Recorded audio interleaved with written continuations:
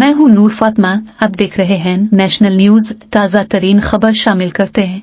फैसलाबाद में पतंग से नौजवान की हलाकत के बाद जिला खानेवाल में पतंग फरोशों के खिलाफ बड़ा क्रैकडाउन किया गया है। इस हवाले से डीपीओ खानेवाल राना उमर फारूक अहम ब्रीफिंग दे रहे हैं। आइए आपको लिए चलते हैं। जी, दीगर ज़िला की तरह ज़िला खानेवाल में भी पुलिस ने बड़ा हैवी मैसिव क्रैकडाउन किया है पतंगबाजी और ख़ुसूसी तौर पर जो पतंग फरोश हैं उनके खिलाफ अभी तक 34 एफआईआर रजिस्टर हो चुकी हैं, जिनके अंदर हमने पतंग फरोशों को गिरफ़्तार करके पाबंदी सलासल की है। इसके साथ साथ हमने हेलमेट्स की तकसीम को भी यकीनी बनाया। अवेयरनेस कैंपेन्स ट्रैफिक पुलिस के साथ की जा रही हैं और इसके साथ साथ मोटरसाइकिल सवार हजरात के लिए जो एक तार है उनके हैंडल के ऊपर जो लगाई जाती है वो भी हमने इंस्टॉल करवाई हैं।